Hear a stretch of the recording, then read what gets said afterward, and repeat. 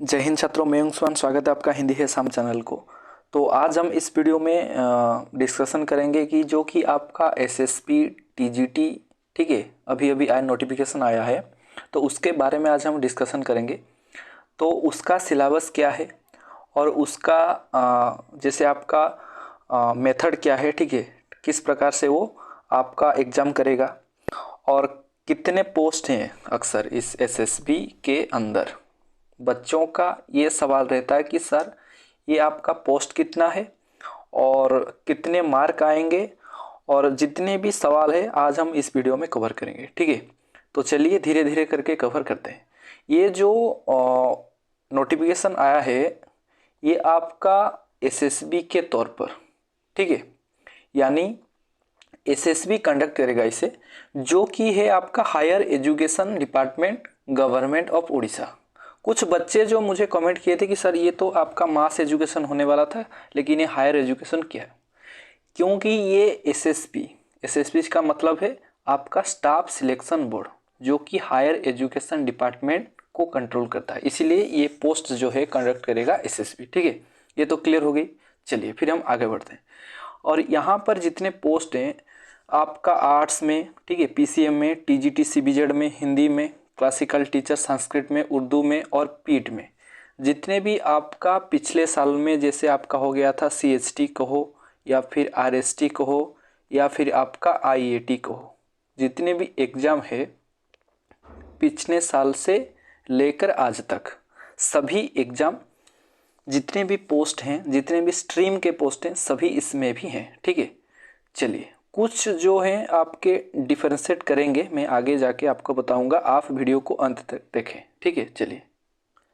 चलिए तो पहले हम डिस्कशन करेंगे जो कि ये एसएसबी कंडक्ट करेगा, ये आपका एग्ज़ाम कैसे होगा, फुल मार्क कितना है, आपका सिलेबस अभी तक नहीं आया है, जब आ जाएगा मैं उसका भी एक वीडियो कर दूंगा, ठीक है। पहले हम इसे समझते हैं। देखिए जितना भी आपका आरएसटी का जैसे आपका सैलरी हो गया, यहाँ पर लिखा है, देखिए ये लेवल 9 का पोस्ट है, ठीक है, लेवल 9, यानी आप कंट्रेक्चुअल हो या आईआईटी हो या फिर आरएसटी हो, उसका बेसिक पे सेम ही है, लगभग 800 से 1000 के बीच में आएगा लगभग, ठीक है, लेकिन उससे कम नहीं होगा या ज़्यादा नहीं होगा। और कुछ बच्चों का ये गलतफहमी थी कि सर ये नहीं, ये आपका जो कि नॉन गवर्नमेंट है, नहीं ये नॉन गवर्नमेंट नहीं है एंड ये गवर्नमेंट भी नहीं है, ठीक है, एक तौर पर आप मान सकते हैं ब्लॉक ग्रांट, ठीक है। चलिए सैलरी के बारे में कुछ डाउट नहीं होगा। और ये जो आपका नोटिफिकेशन अप्लाई डेट आज से शुरू होता है, यानी 8 जनवरी 2024 को, यानी 1 बजे से लेकर, ठीक है। और एंड कहाँ होगा, आपका एंड होगा आपका 7 फरवरी 2024 में, यानी 11:45 को, ठीक है। चलिए फिर हम आगे बढ़ेंगे। ये आपका हो गया वैकेंसी पोजीशन, इसको आप ध्यान से देखें। और अभी अभी जो थर्ड पेज में वैकेंसी आया था आरएसटी का, उससे लगभग कम है। यहाँ पर जितने भी देखिए आपका स्ट्रीम हो गया या पोस्ट भी देख सकते हैं, एससी-बीसी में कोई भी पोस्ट नहीं है, ठीक है, नील है, यहाँ पर कोई भी पोस्ट नहीं है, यहाँ पर देख सकते हैं। और यूआर में है और एसटी एससी में है। और अगर हम स्पेशली हिंदी को देखें तो स्पेशली ये वीडियो आपके हिंदी के लिए है, इसीलिए मैं जोर दे रहा हूँ हिंदी टीचर के लिए। तो यहाँ पर देख सकते हैं कि आपका जो एसटी पोस्ट है यहाँ पर आपका 64 है और 64 से आपका 21 ओमेन है, ठीक है। और एससी का 44 से 15 ओमेन, और एससी-बीसी में तो बिल्कुल नहीं, नील है यानी 0 है। और यूआर को आप देख सकते हैं, यूआर में आपका 86 से लेकर 28 आपका ओमेन चला जाएगा, ठीक है। और अगर हम 86 से 28 माइनस करेंगे तो लगभग रहता है आपका देख सकते हैं 58, ठीक है, 58 शायद 58 होगा, हाँ ठीक है, 58 पोस्ट है आपके यूआर में। तो काफ़ी जो है कंपटीशन होने वाला है, तो तैयारी जोर शोर से कर दीजिए, ठीक है। चलिए, और अगर मेरे चैनल में नहीं है तो चैनल को सब्सक्राइब करें, शेयर करें, लाइक करें, धीरे धीरे करके जाएंगे फिर हम आगे बढ़ते हैं। यहाँ पर हो गया, और ये आपका जो PDF है मैं ऑलरेडी टेलीग्राम ग्रुप में डाल दिया हूँ, आप वहाँ से ज्वाइन कर सकते हैं और डाउनलोड कर सकते हैं। अगर ज्वाइन नहीं किए हैं तो मैं इस वीडियो के डिस्क्रिप्शन के नीचे जो है लिंक दे दूँगा, जाके आप पहले उस ग्रुप में ज्वाइन हो जाइए, ठीक है। तो फिर हम आगे बढ़ते हैं, आगे क्या क्या इम्पोर्टेंट है आपके लिए, ठीक है। देखिए, जब भी आपका पोस्ट निकलेगा, चाहे वो SSB करे या RST करे या जितने भी पोस्ट हैं, उसका तो 33 पोस्ट जो रिजर्वेशन आपका ओमेन में जाता ही जाता है, ठीक है। ये तो आप जानते ही हैं, फिर भी मैं आपको बता दिया। फिर चलते हैं, आगे बढ़ते हैं। हाँ, यहाँ पर कुछ इम्पोर्टेंट बातें हैं आपको ध्यान रखनी चाहिए, जैसे आपका एज लिमिट। कुछ बच्चों का सवाल था, सर ये जो एज लिमिट है हम क्या इसे अप्लाई कर सकते हैं? देखिए ध्यान से समझे, अगर आपका 21 साल से लेकर 38 साल या 38 साल के बीच में है, आप अप्लाई कर सकते हैं। लेकिन आपका जो एज है 1 जनवरी 2021 तक आपका 38 होना चाहिए, ठीक है। अगर आप ACBC हैं, उससे 5 साल रिलैक्सेशन के तौर पर लिख सकते हैं। इसे आप लिख दिखिए, ये आपका लिख दिया है ACBC। तो socially and educationally backward classes ACBC, जो आप ACBC के बच्चे हैं, मान लीजिए आपका 38 हो रहा है, अगर आप ACBC में हैं फिर आप 5 साल एक्सटेंड कर सकते हैं, ठीक है, कोई दिक्कत नहीं। अगर आप PW के अंदर में आते हैं तो आपका जो ये परमानेंट डिजेबिलिटी ये 10 ईयर्स तक एक्सटेंड हो सकता है, ठीक है। ये आपका रिलैक्सेशन है, ACBC और आपका PW, ठीक है। चलिए फिर हम आगे बढ़ते हैं, और यहाँ पर कुछ बातें हैं जैसे मैं आपको दिखाऊंगा। देखिए यहाँ पर एजुकेशन क्वालिफिकेशन, ठीक है। ये क्वालिफिकेशन को लेकर कुछ बच्चे जो है बहुत परेशान में रहते हैं, क्योंकि उनका कहना है कि सर ये जो स्पेशली हिंदी के बच्चे हैं, मैं ऐसा नहीं कि मैं आपको भड़का रहा हूँ, ठीक है, और आपके पीछे आग उगलने की बात कर रहा हूँ, ऐसा नहीं है, फिर ये सबके लिए है। तो कुछ बच्चे हैं सर कह रहे हैं कि कमेंट भी करते हैं, सर ये कितने दिन तक चलता रहेगा? मैंने पूछा क्या चलता रहेगा? नहीं सर, ये जो आपका क्वालिफिकेशन में ऐड कर दिया है गवर्नमेंट ने कि आप कोई भी B.Ed कर सकते हैं, तो आप हिंदी में अगर, ठीक है, और OSTT क्लियर हो तो आप हिंदी में अप्लाई कर सकते हैं। ये हमारे साथ नाइंसाफ़ी हो रहा है, तो इसको क्या करें? देखिए मेरे ख्याल से ये तो हम कुछ नहीं कर सकते, ठीक है। अगर कुछ केस वेस हो सकता है तो फिर ये चेंजेस होता है, ठीक है, शायद इसको हम लेंगे शायद के तौर पर। अगर ये केस हो सकता है तो ये कुछ चेंजेस हो सकता है, क्योंकि आगे भी आपका इलेक्शन है। अगर गवर्नमेंट चाहे तो आपके लिए कुछ कर सकता है पोस्ट के अंदर, ठीक है।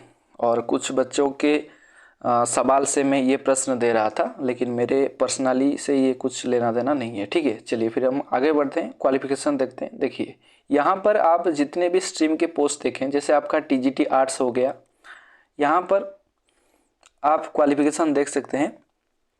स्पेशली हम हिंदी में जाएंगे तो ये रहेगा आपका हिंदी में। देखिए यहाँ पर ये हिंदी क्वालिफिकेशन है, ठीक है। हिंदी टीचर आप अप्लाई करने से पहले ये क्वालिफिकेशन थोड़ा ध्यान से देख लीजिएगा, ठीक है, शायद दिख रहा होगा, ठीक है, ये वाला। तो ये आपका क्वालिफिकेशन है। जैसे आप bachelor degree with Hindi one of the elective और ऑप्शनल या ऑनर्स या पास सब्जेक्ट हो सकता है, और आपका रिकॉग्नाइज्ड यूनिवर्सिटी में 50% होना तो मैंडेटरी है, ठीक है, जरूरी है। अगर 50% से नीचे है तो आप नहीं कर सकते, ठीक है। और 45% ये आपका हो गया ST SC ACBC, और इसके साथ आंड का मतलब है मस्ट, ठीक है। ये तो आपके पास होने ही होने वाला है, और उसके साथ ही आपके पास इन तीनों में से कुछ आपका ट्रेनिंग होता है, ठीक है। ये आपका हो गया BSc यानी +3 कह सकते हैं, ये आपका हो गया ट्रेनिंग सर्टिफिकेट। यानी कुछ बीएड किए हैं, कुछ आगरा से बीएड करते हैं, और कुछ आपका जैसे हो गया दक्षिण भारत से बीएड करते हैं, मद्रास से करते हैं, ठीक है, दक्षिण भारत DBHPS उसे कहते हैं, दक्षिण भारत हिंदी प्रचार सभा। तो ये भी हो सकता है। और कुछ बच्चों का ये भी सवाल था सर, इससे ये जो लास्ट में पॉइंट है स्पेशली मैं इससे फोकस करूंगा कि BEd from any NCET recognise institute, ये जो पॉइंट है ये नाइंसाफी हो रहा है हिंदी बच्चों के लिए खास करके, ठीक है। चलिए फिर हम आगे बढ़ते हैं और आगे हम देखेंगे जैसे आपका हो गया एलिजिबिलिटी कंडीशन, ये तो आपको होना ही होना है, ठीक है, और ये आप ध्यान से देख लीजिएगा। और ये 3 सर्टिफिकेट जो अगर आप क्रैक कर देते हैं आपका SSB TGT, जब आप वेरिफिकेशन के तौर पर जाएंगे तो ये 3 सर्टिफिकेट आपके पास जरूर होना है, ठीक है। पहला तो हो गया आपका इक्विवेलेंसी, दूसरा हो गया आपका एफिलिएशन इक्विवेलेंसी, और तीसरा हो गया आपका NCT जो कि आपका OTPR में से होता है, ठीक है। चलिए फिर हम आगे बढ़ते हैं। और आपके पास ओएस्टेट मैंडेटरी होना चाहिए वेरिफिकेशन के दौरान, ठीक है। अगर आप अप्लाई करते हैं, यहाँ पर नीचे दिया गया है, अगर आप अप्लाई करते हैं तो आप अपीयरिंग में भी अप्लाई कर सकते हैं, ठीक है। क्या देकर? आपका जो है एप्लीकेशन नंबर या फिर आपका रजिस्ट्रेशन नंबर। चलिए फिर हम आगे बढ़ते हैं।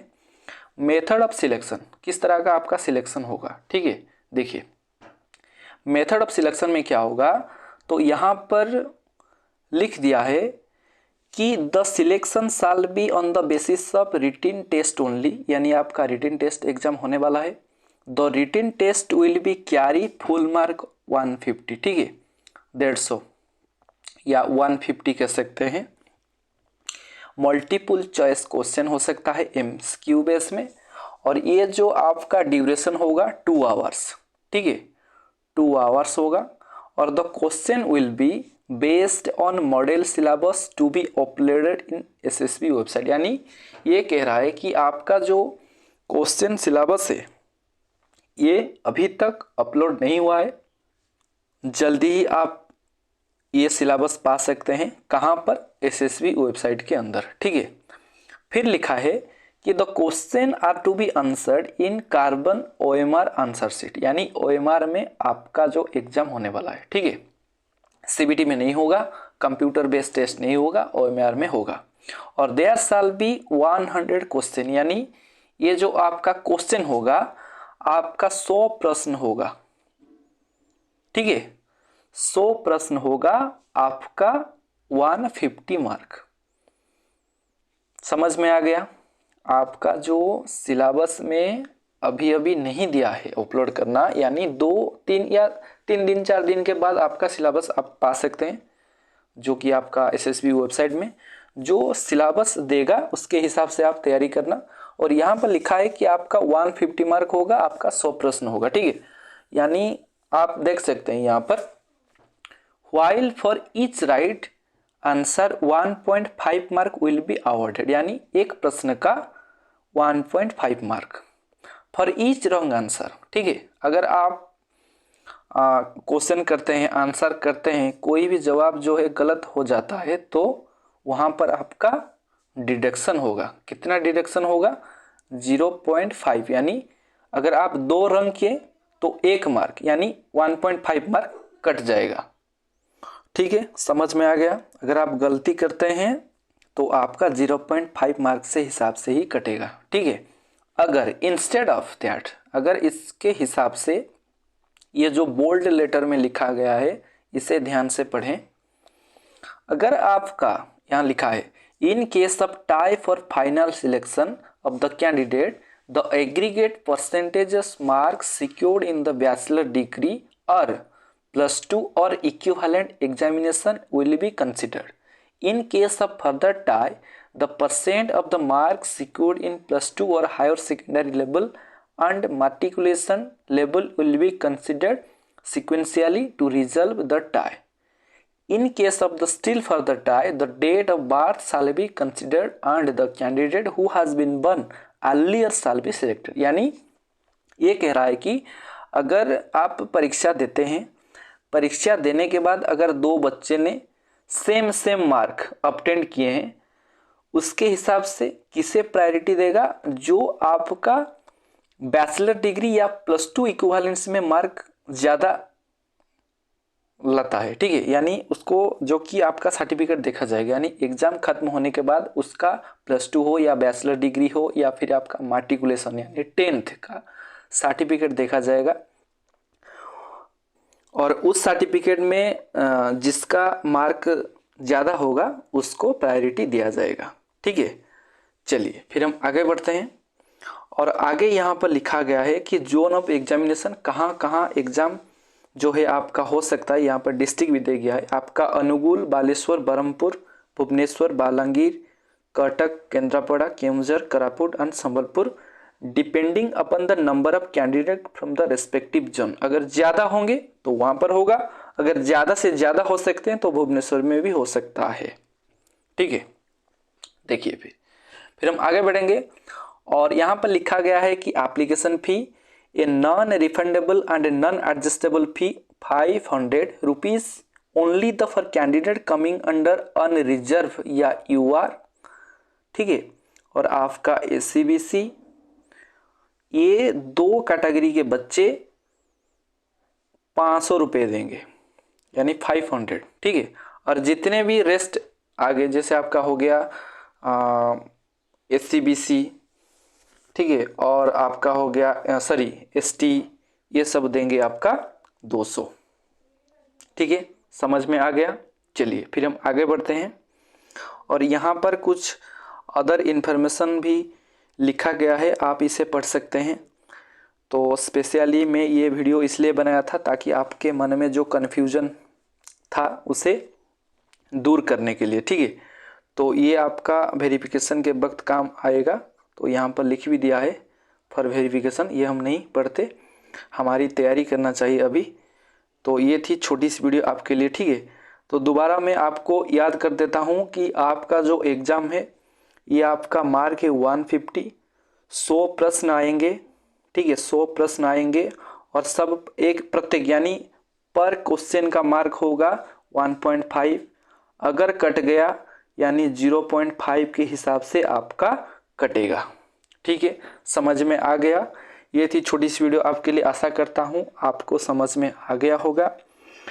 तो लेटेस्ट इन्फॉर्मेशन पाने के लिए मेरे चैनल को सब्सक्राइब करें, शेयर करें, लाइक करें। तब तक के लिए धन्यवाद। जय हिंद, ऑल द बेस्ट।